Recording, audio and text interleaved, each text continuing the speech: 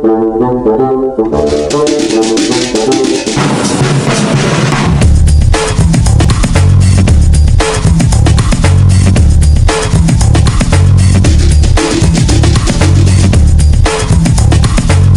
everyone. My report for today is about mathematics in the Near and Far East, the algebra of Al-Khwarizm. Muhammad ibn Musa Al-Khwarizm is the most illustrious of the Arab mathematicians who enjoyed the patronage and friendship of Caliph Al-Ma'mun. It was largely through his work, consisting mainly of two books, one on arithmetic and the other on algebra, that Europe became acquainted with the Hindu numerals and the algebraic approach to the mathematics. Although Al-Khwarizm mentioned just 9 letters, that is, symbols, for the digit 1 through 9, to be used for writing numbers, he does also make use of the 0. The name algebra is the European corruption of Al-Jabbar. Does not seem likely that his knowledge of algebraic techniques derives from the Diopantus, whose Arithmetica was not translated until the end of the 20th century. Beside that, Diopantine algebra has the entirely different character, being primarily concerned with the theory of numbers, part of the title of Khwarizm treatise. Is of Al-Jabbar wal Al-Mukhbah Avala. Apparently, the title means the science of reunion and reduction. The words refer to the two principal operations the Arab use in solving equations. Reunion refers to the transference of negative terms from one side of the equation to the other one.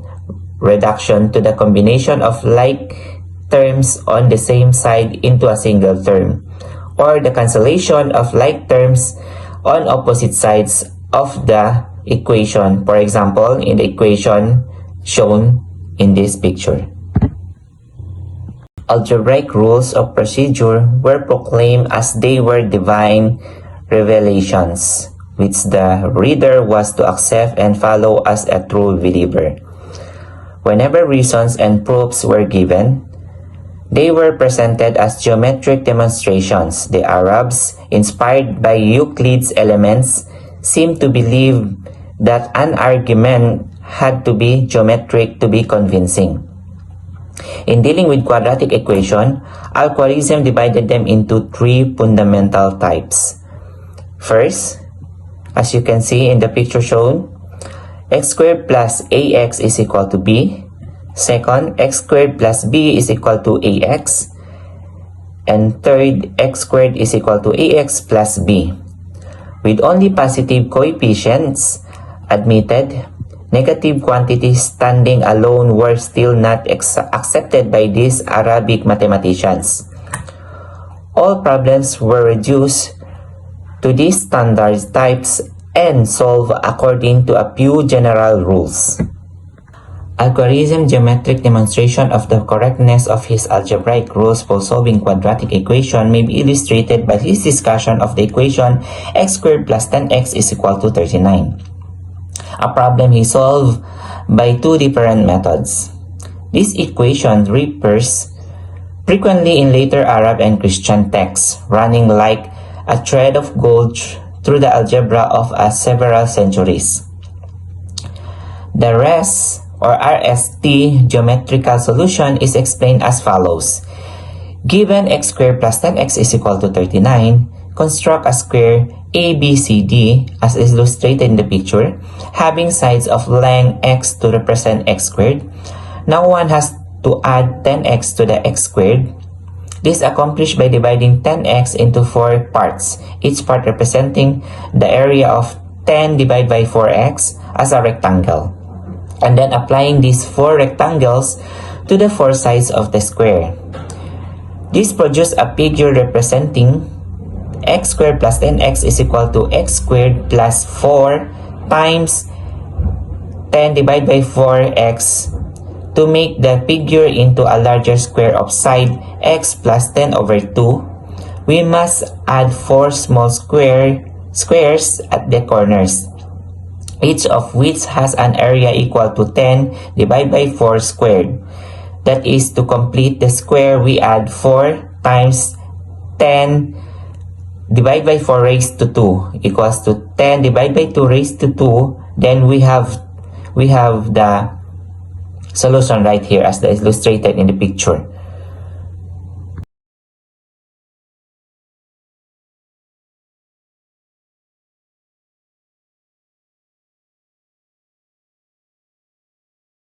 Let's talk about Abu Kamil and Tabit Ibn Qura Abu Kamil, circa 850 to 930. Often called the Reckoner from Egypt, was the second of the great Arabic writers on algebra.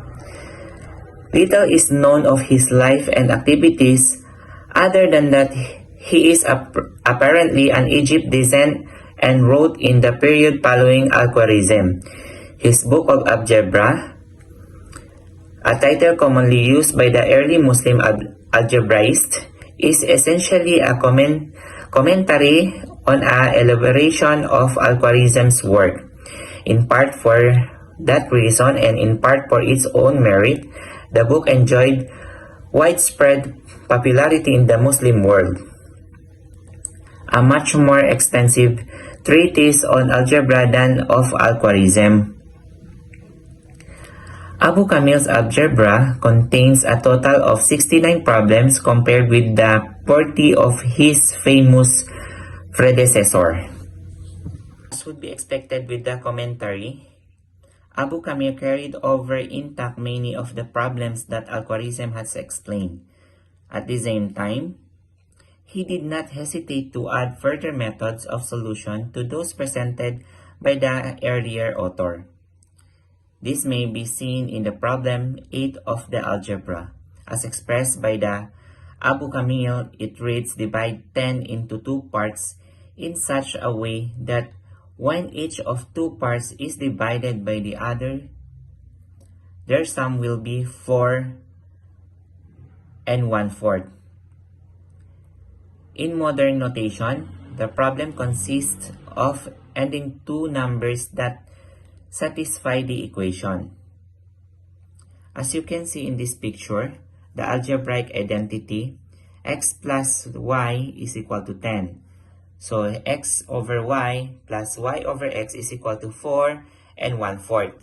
And then as follows, as illustrated in the given situation. Abu Kamil RSD solves the problem along the lines of Al-Khwarizm. That is, he puts y is equal to 10 minus x into the previous equation to obtain a standard type of quadratic equation. Notable mathematician who was active at the end of 10th century is Abu Bakr al-Kharaj, or Al-Kharj as he is sometimes called. Little is known of the details of his life other than that he lived in Baghdad around the year 1000. Al-Kharaj's major work, titled Al-Fakhri, the Marvelous, is dedicated to a local ruler of that name. Its significance lies in the being earliest detailed account of the algebra of polynomials, expressing the view of the monomials are infinite. Al-Kharaj studies the properties of the two sequence. As you can see, each power is derived from its predecessor by multiplying by x or 1/2 of 1 over x, so that x squared times x is equal to x cubed, and 1 divided by x squared times 1 over x is equal to 1 over x cubed. The usual arithmetical operations are then extended to polynomials. In the case of multiplication, this requires giving the rhetorical equivalent of the modem law of exponents. Now let's proceed to Omar Khayyam.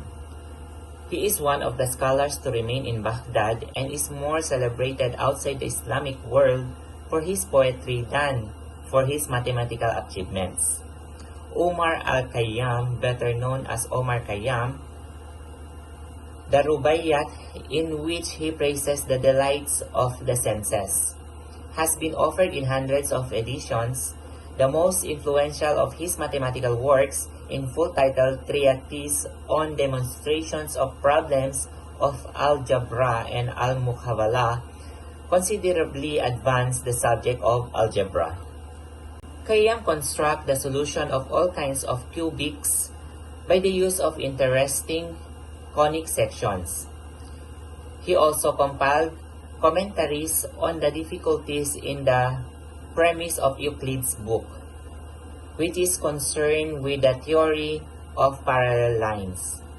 Khayyam accepted the truth of Euclid's postulate 5, but viewed it as being less obvious than many of the propositions that required proofs. He attempted to derive the parallel postulate from what he felt was more intuitive principle that converging lines intersect rather.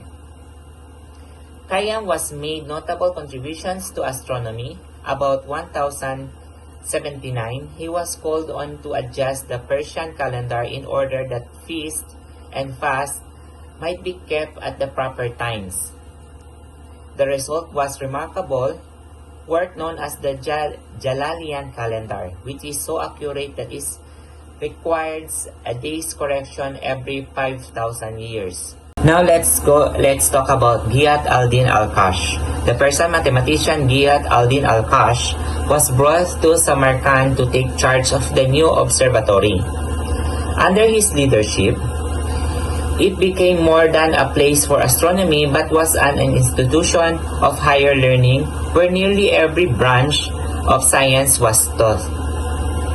His own effort seems to have been directed towards producing more precise tables of sines and tangents for every minute of arc, along with calculations of the longitudinal motions of the sun and moon. Ghiyath al-Din al-Kash also revised Ptolemy's stars catalog based on fresh observations to give more precise positions for over 1,000 stars. His The Calculator Keys, a work of arithmetic, algebra, and measurement, was dedicated to Eulig's birds. Al-Kash's treatise on the circumference expounded on the use of decimal fraction. His presentation of pi as pi is equal to 3.1415926535897932 and so far, correct to the 16 decimal places, greatly exceeding all previous calculations, and remained so until the 16th century when the Dutchman Ludolf van Quillen produced to 35 decimal places. Al-Kash was also the author of the Key to Arithmetic, treatise on the chord and signs, as well as several works arising from his astronomical research. Now, let's talk about the ancient Chinese 9 chapters. Chinese mathematical handbooks are practical problems connected with everyday life. Problems involving the calculation of areas of all kinds of shapes and volumes of various vessels and dams. Chinese mathematical was propounded algebraic, so geometric figures serve only to transmute numerical information into algebraic form. The 9 chapters on the mathematical art marks the beginning of the mathematical traditions in China. The oldest textbook of arithmetic is in existence. It is confuciously free of the mystic cosmology of the earlier arithmetic classic of the anemone and the circular parts of heaven. The date and origin of the 9th chapter is unknown.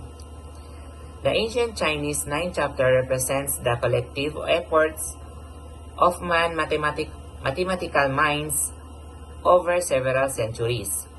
First assembled as a book about the same time that Euclid was drawing up his elements, original copies was destroyed in the famous burning of the book of 213 BC, Fragments of the collection were later recovered, put in order, and augmented by a number of mathematicians before the work received its final forms. As its title indicates, the 9 chapters consist of 9 distinctions with a total of 246 problems and their solutions. It may be likened to the elements in being an organization of the mathematical knowledge accumulated by the Chinese up to the middle of the 3rd century. The 9 chapters was not intended as a theoretical work in the Greek style, but as a practical handbook with problems that the ruling officials of the state were likely to encounter. Measurement of cultivated land, construction of dikes and canals, capacity of granaries, rates of exchange, and taxation of foodstuffs. Thus, the chapters bear such titles as field measurement, distribution by the proportion, and fair taxes. Let's quote 4 problems from the 9 chapters. Being quite diverse, they may suggest the extent of the topics covered, as you can see in this picture that I've attached. State mathematicians in other Asian cultures, those in China attempt to calculate as accurate as possible the ratio of a circle's circumference to its diameter, that is, the value of pi.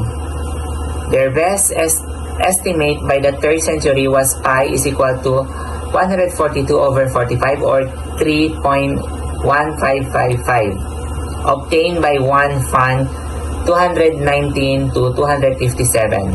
In his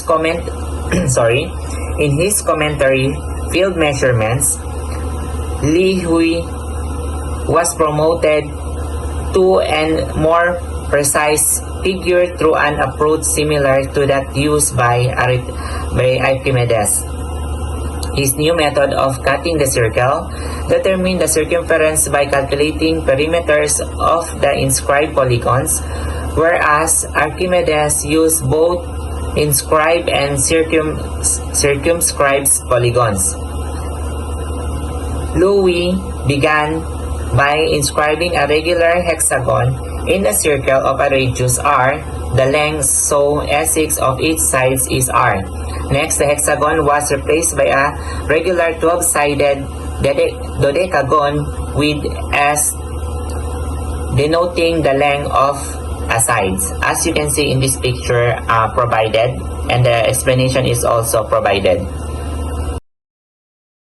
During the course of carrying out the array computations, negative numbers might occur with an area in the earlier accepted use of negative numbers.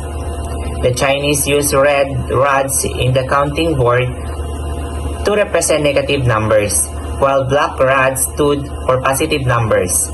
A coefficient of 0 was indicated by a blank space on the board. Computations with the counting rod led to a counting rod numeration system, with the symbols derived from the arrangement patterns of the rod on the board. 2 symbol forms, patterns of vertically and horizontally placed marks, were used for each of the 9 non-zero digits. Within a given number, the forms for digit symbols would alternate depending on each digit place value. Okay, as you can see in the picture, the vacant space stood where we would put zeros, so that a number such as 95,071 was expressed by this. At the later stage, a circular symbol for 0 was introduced. Counting rod notation continued in the common computational use until its eventual displacement in the 16th or 17th century. The idea of negative numbers was familiar to Chinese authors well before its acceptance in Europe during the 50th century. Using the colors familiar on counting boards, Chinese began the customs of printing negative numbers in black types and positive ones in red. Not only in the 9 sections, the oldest extant Chinese mathematical text to contain around symbols for 0, but it is the rest in which numerical equations of degree higher than 3 occur. This is exemplified by the equation. The last of notable 13th century mathematicians, Chu Xie, Horace 1280 to 1303, wrote two treatises.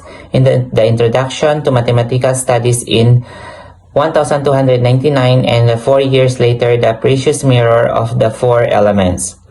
As to circumstances of his life, we only knew from the preface of the second work that he traveled extensively in China for more than 20 years, presumably earning a living as a teacher of mathematics. His introduction to mathematical studies is essential to a textbook for beginners. It was lost for some time in China, but reappeared in print in Korea in 1433 and later in Japan, where its wide study greatly influence of the development of Japanese mathematics. In the precious mirror begins with the diagram showing the coefficients of binomial expansions x plus 1 raised to n to the 8th power. The triangular arrangement later came to be known in the West as Pascal's triangle. Like his predecessors, Chu Xie deals with the numerical equations of higher degree, even up to the 14th degree. Many are solved by a procedure that was rediscovered by William Horner in 1819 and is now known as Homer's method. In creating the equation x squared plus 252x minus 5259 is equal to 0, Chu adherence by trial that there is root between 19 and 20. Then he shifted the roots of this equation by 19 by making the substitution y is equal to x minus 19. The new equation y squared plus 219y minus 143 equals 0 must have a root between 0 and 1, which due approximately to be 142 divided by 1 plus 290. Since a root of the original equation is 19 greater than 1 of the second, he takes x is equal to 19 plus 143 divided by 1 plus 290 as his binomial's approximate solution. In this work are also found rules for the sums of piles of balls arranged so that they form triangles, pyramids, cones, and so on. Among the various series that are discussed are the following.